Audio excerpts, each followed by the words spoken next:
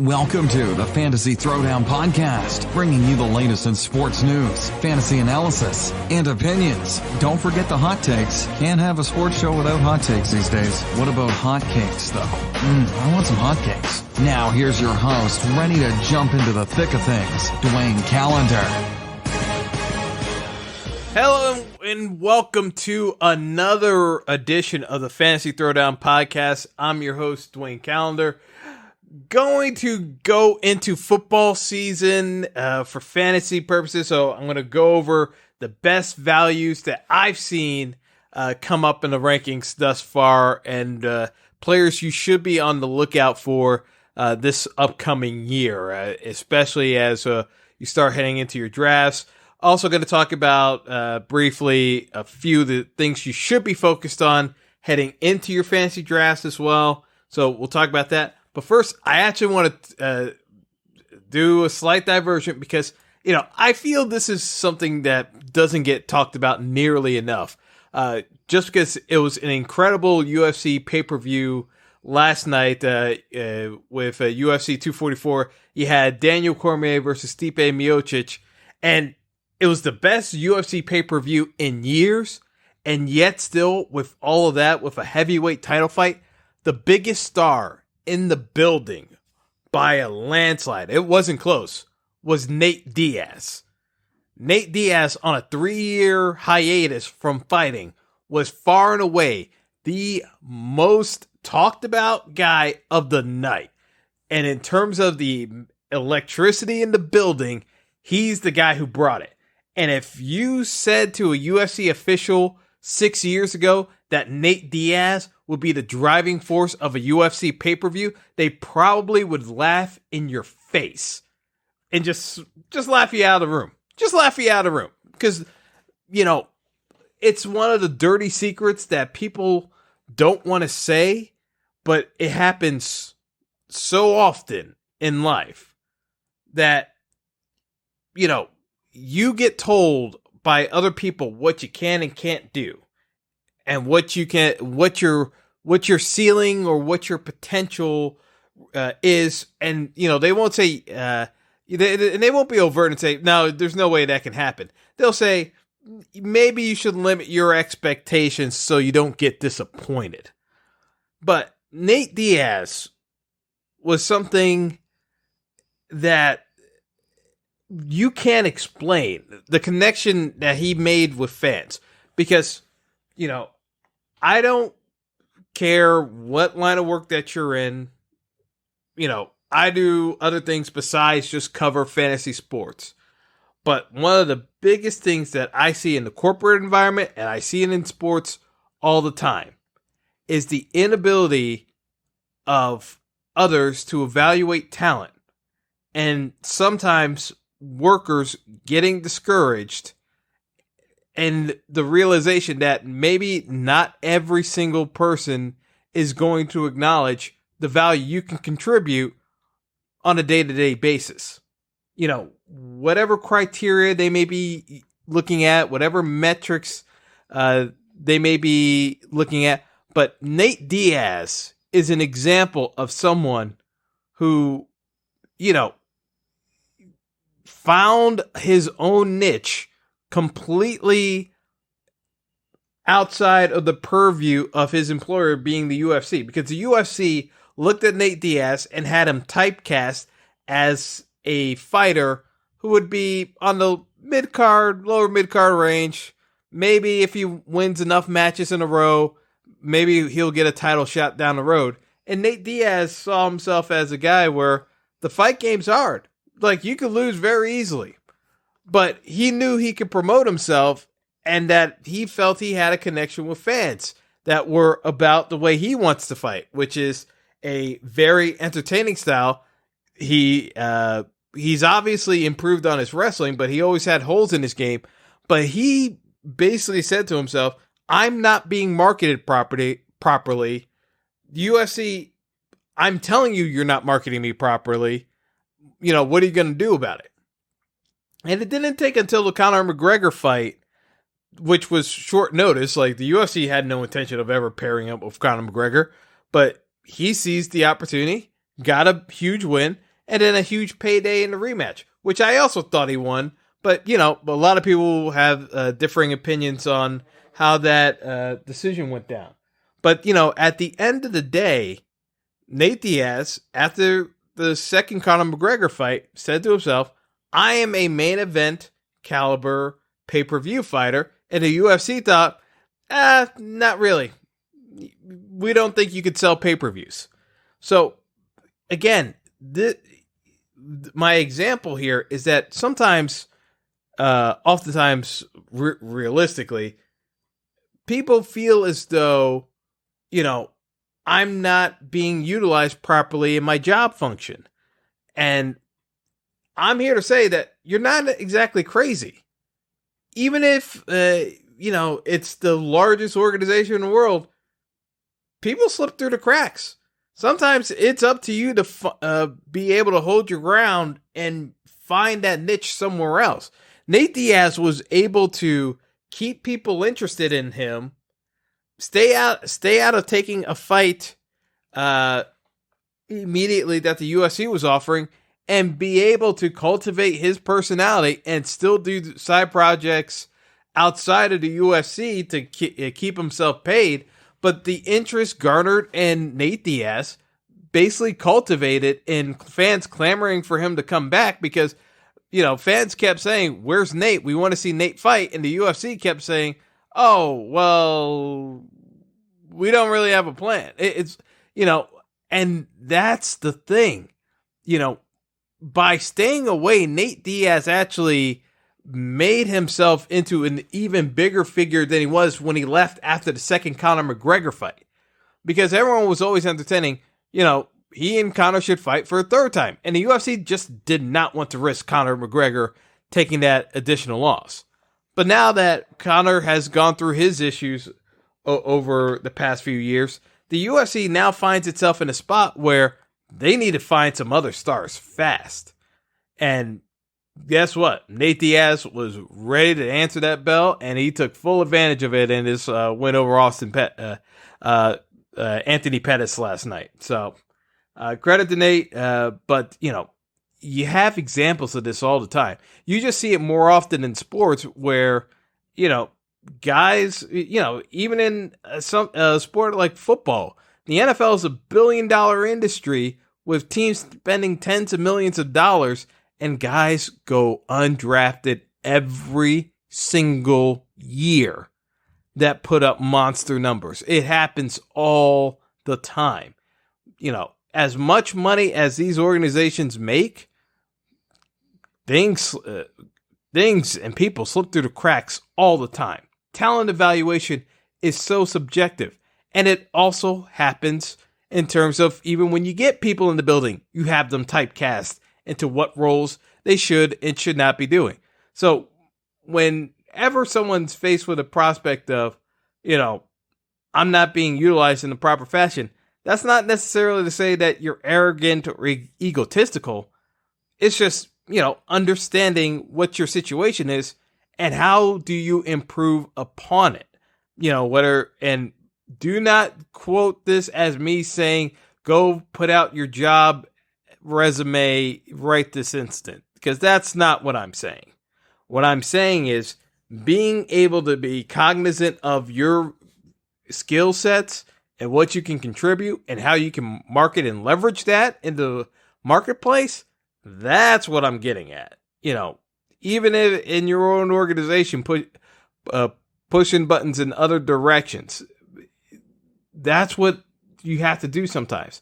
And Nate Diaz is an example of it because he managed to get the fans to push the UFC into offering him the pay-per-view caliber fights that he's been clamoring for almost a decade now. And guess what? He's going to get another headline pay-per-view fight now. And based off of his call out last night, it's probably going to be against Jorge Masvidal, which would be a straight fire matchup. I could not be more excited for that fight. But anyway, let me get into some football here because I know I said we were going to talk fantasy football, and but I really want to get that UFC bit out of the way, because, I think it's so important with folks being able to understand their value in the marketplace. And that Nate Diaz example was a perfect example of it. So going into fantasy football this year, I was basically kind of taken aback by the amount of people who are still being negative on players, saying that they don't have value because of so many questionable situations. Obviously, you've got Antonio Brown being a crazy person. You got Ezekiel Elliott holding out. You got Melvin Gordon holding out. So you got a number of situations that could spiral further in the negative direction. But let me just kind of lay out for what I perceive to be good value in drafts. I'll do my fantasy rankings as we get closer to the start of the season, with probably ahead of Labor Day, and just revealing my final rankings for the season. But in terms of value, if we're going through the first couple of rounds, I would say, again, this all depends on your scoring format. If your scoring format is points per reception, a PPR league, and you're getting that full point for each reception, wide receivers should always get more of a boost in your rankings because of that, and that makes them closer to on par with running backs. Not all the way. So as you get further down the spectrum of lesser running backs, you might have more of a lean towards wide receivers. But there may also be some pass-catching running backs like a Duke Johnson that you can consider as well, even though Duke Johnson is backing up Lamar Miller. Things of that nature are going to happen, but I'll get into that in a little bit more detail. So, without much further ado, let's talk about some of the value plays that I see in the first couple of rounds of fantasy drafts this year. By and large, you should be looking at running backs for the first couple of spots in the first round. But when you hit the back end of the first round, realistically, you need to be looking at wide receiver. And, in terms of the wide receivers, DeAndre Hopkins should be the first wide receiver off the board. And that's where we're probably talking about in the 7 range. And right behind him, Devontae Adams should be off the board. Now, Devontae Adams might actually slip to the second round depending on certain drafts. Now, I know folks are going to be questioning, Devontae Adams, why can't I go after Julio? But the issue is that Devontae Adams has been a touchdown machine with Green Bay. A lot of folks have been, in the past, been discounting Devontae Adams, saying that with Jimmy Graham around, the touchdown opportunities won't be there. Jimmy Graham's been a non-factor for Green Bay. Yeah, maybe Jimmy Graham gets a little bit more fantasy relevancy this year, but Devontae Adams is the number one target for Aaron Rodgers in the red zone, bar none. And when you have a top FLQB throwing it to his top receiver, good things tend to happen. The issue with Julio is the fact that the Falcons' offense is still a hodgepodge of broken plays once it comes to the red zone. It grinds to a halt. They don't have set plays to get Julio involved in that. That's why I don't have Julio until my wide receiver 3 off the board. I'd rather take DeAndre, whom I expect to be the wide receiver number 1. And then right after that, Devontae Adams should be the second wide receiver. In terms of other wide receivers that I would be looking at, I'd be looking at Odell. I'd be looking at Juju. And again, this still, I get the valuation if you're going to put Julio ahead of OBJ and Juju, but Juju is going to be the lead back for the Pittsburgh Steelers.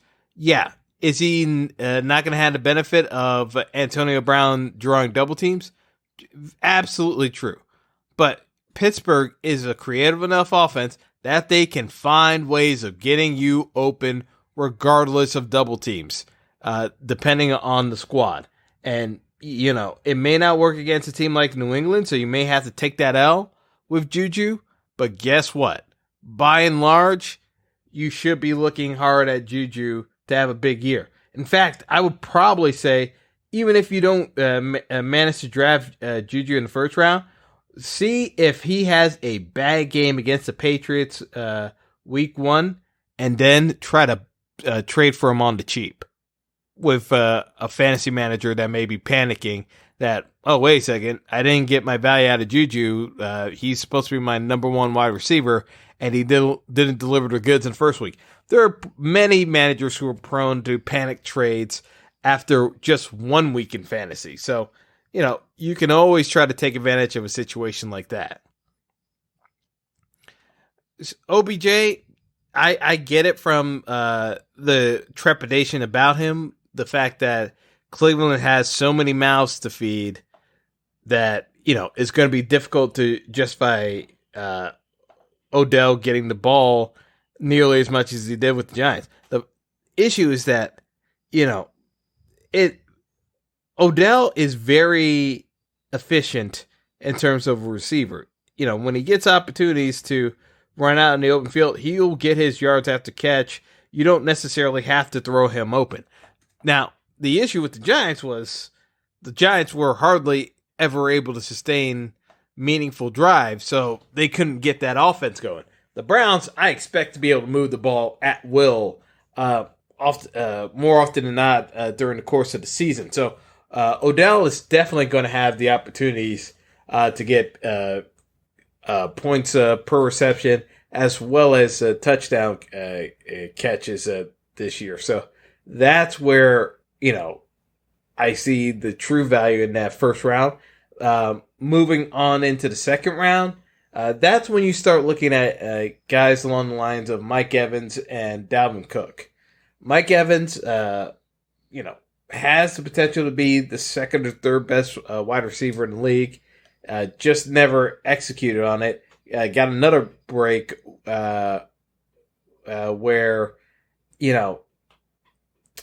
from a cost standpoint, Cook is someone that should be able to get more value because of the fact that the Vikings offense will be running the football more than it did last year. They got more into it the second half of the year once they fired their offensive coordinator, John DeFilippo, because he was throwing the ball way too damn much. But, they're going to rebound from a valuation standpoint in the run game because it's going to be more of an emphasis running the football throughout the year. So Dalvin Cook's going to have a positive bounce back in the numbers. He's still going to be slated for going in that second round, but I think he provides a bit better value overall than Joe Mixon might or Devonta Freeman might, because I'm not sure the volume of touches will be as much as what Dalvin Cook figures to see. The only reason why the numbers don't bear it out in the current evaluation for stats is just tracks to the fact that the number of running plays was significantly limited in the first half of the year. So if you prorate out what the Vikings did in the second half, Dalvin Cook outtouched Freeman and Mixon over the last 5 games of the year. So I think Cook is more than appropriate value in the second round, as do these 2 other receivers that I'll get into. You got Mike Evans and Antonio Brown. Antonio, say what you will about this craziness involving his helmet, the frostbite he essentially gave himself. The man is an absolute nut. But in terms of on-the-field performance, he's the overall number 1 wide receiver. The reason why he's dropping this far is because, from it's just all indications, the man has lost his mind. The one thing that I will probably end up doing is having a couple of shares of Antonio Brown in the early second round because I don't think he goes in the third round in a ton of leagues. At least I haven't seen unless the league is based in Pittsburgh with a bunch of Steelers fans. I just don't see it happening. So my contention with Antonio Brown is you can get first round value in the second round, but just be aware that Antonio Brown could find a way of screwing you over by just not playing at all, and returning some of the protection that he was wearing. But I just look at Antonio Brown and say this. Sometimes you got to be willing to take on some risk in order to get the benefit of having that kind of roster to carry you through a fantasy playoffs. And Antonio Brown can win your league for you. There's no question about that. Mike Evans, also good value. Will put up monster games on occasion. Not nearly as many as Antonio Brown has the potential to do.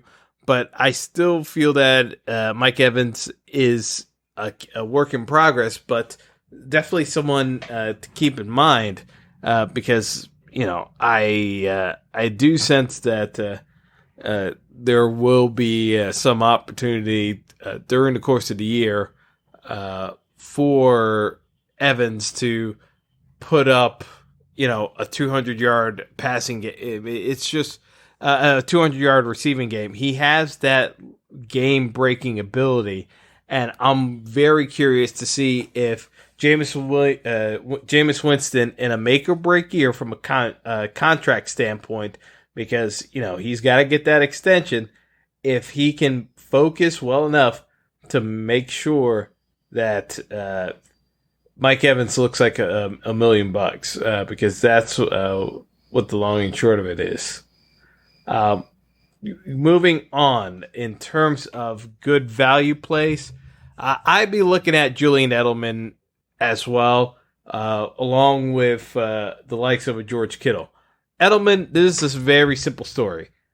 He is a PPR monster. If this league is not PPR, don't bother. You're okay with leaving him alone.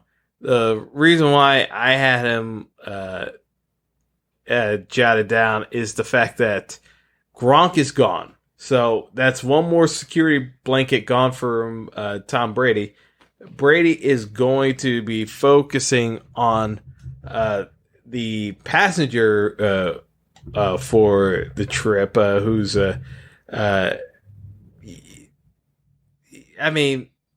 Edelman basically is riding solo. If you're looking at it from a fantasy perspective, because in years past it would have been the Edelman and Gronk show. So with Edelman basically being a solo act now with the Pats offense, teams have tried for ages to double team Edelman, and it hasn't really worked yet. So I still think that Edelman's going to find ways of getting open in that slot, and he's going to do damage. And he's going to do a lot of damage in PPR leagues where, obviously, if it's a full-point PPR league, I think it's a no-brainer lock that you have Edelman in the lineup. Now, on the flip side, you got a George Kittle as a tight end. I'm not a fan of drafting tight ends early, but I get it if you're drafting Kittle.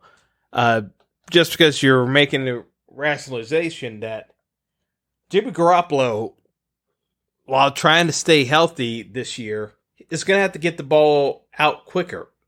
Who's a better receiver to get the ball out quickly than a select type of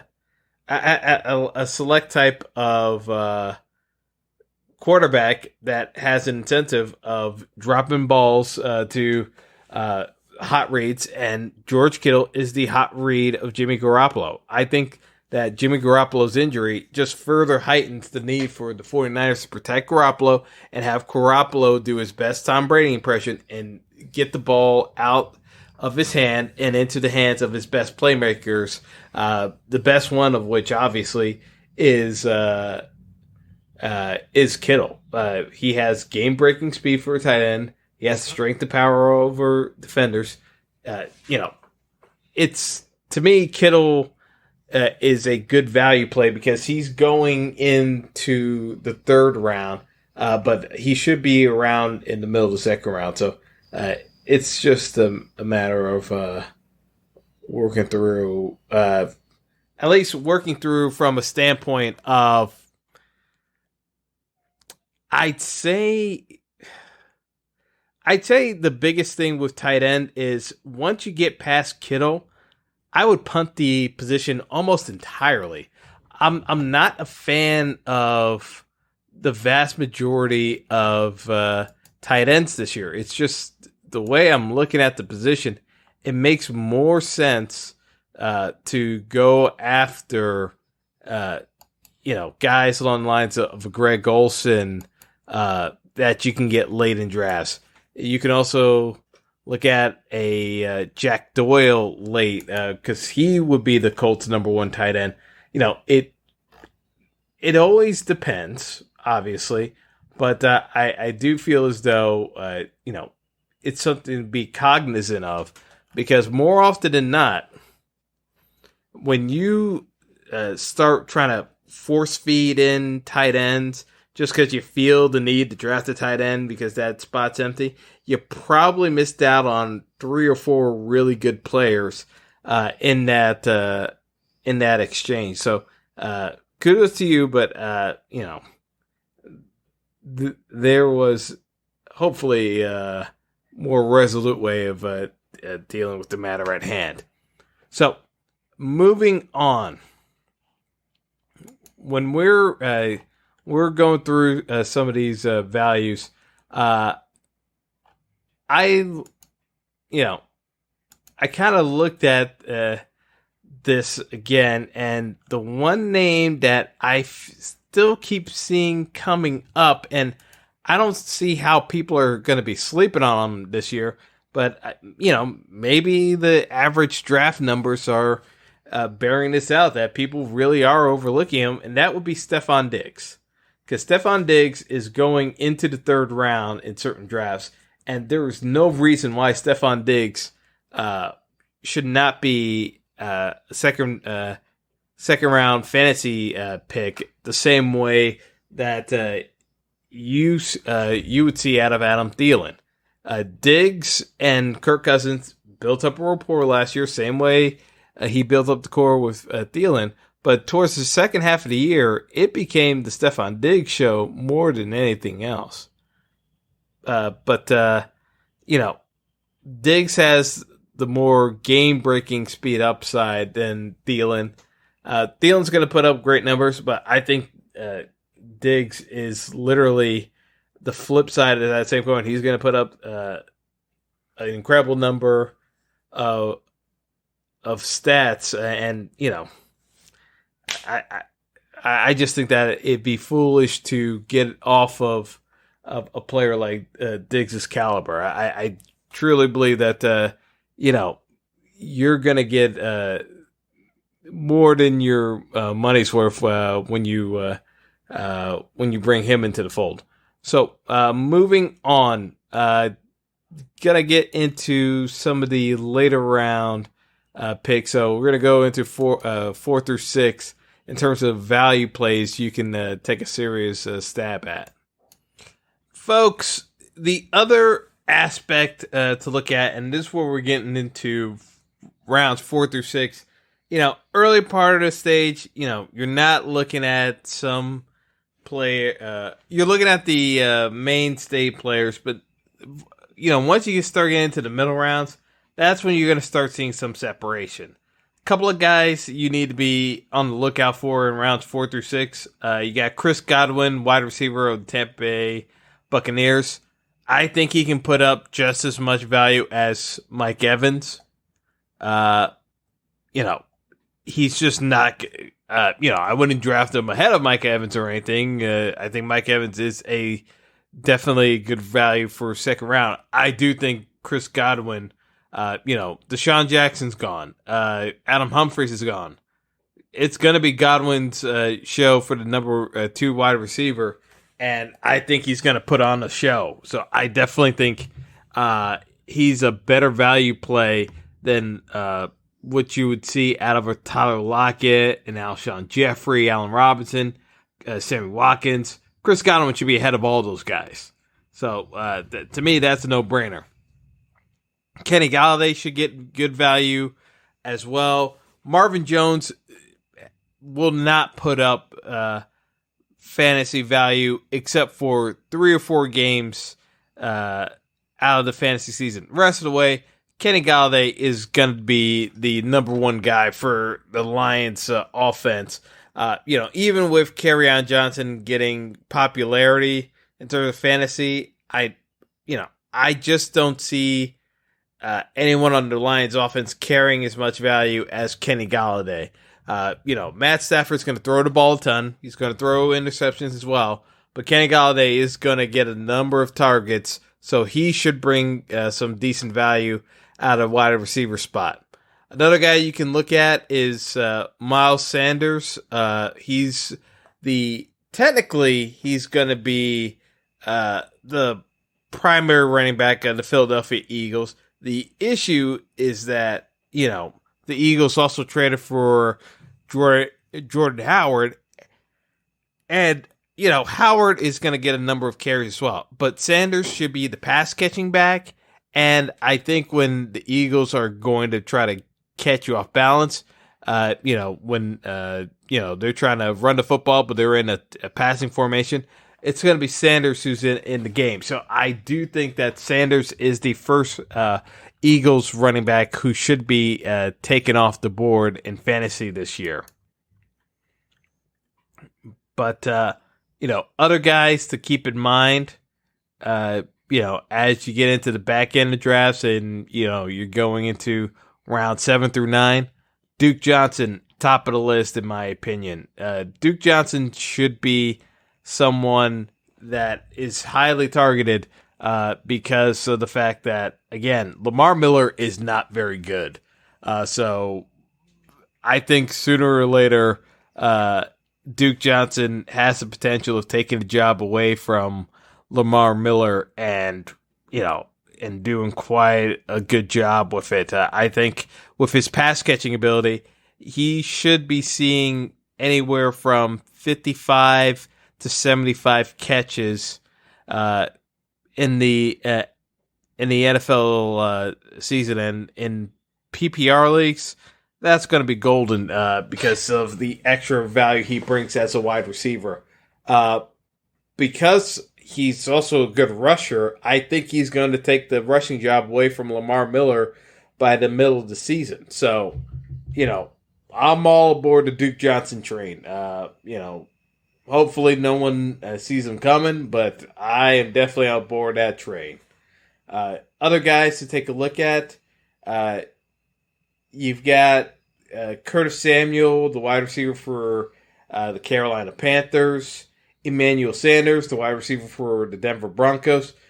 These are good value plays that I think are going to translate in the back end of drafts that you can get in the wide receiver spot. That's why I'm always a fan of trying to grab running backs early, because I think wide receiver you can still get decent value later on in the draft. It's just harder getting running back value the later you go in drafts. So, it's going to depend by your draft situation, obviously. But I think it's a better play overall, getting the running backs earlier on in the draft and then filling out your wide receiver core as we go on. But hold off on drafting QBs. I keep saying this, QBs get drafted way too early in leagues. I don't care how much you want to play Patrick Mahomes. Mahomes should not be drafted before the 4th round in any fantasy football draft. And any other QBs should not be taken until after round 8. That's just the way it is. From a value standpoint, the skill position players are so much more valuable than fantasy QBs.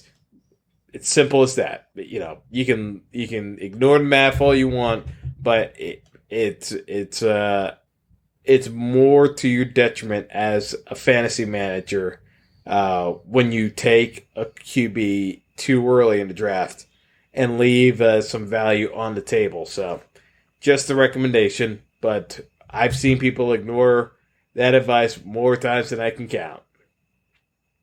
Now, on the back end, the drafts, other guys you can take a look at. Tony Pollard of the Cowboys is someone to keep in mind, especially if you have drafted Zeke as your first pick in the draft.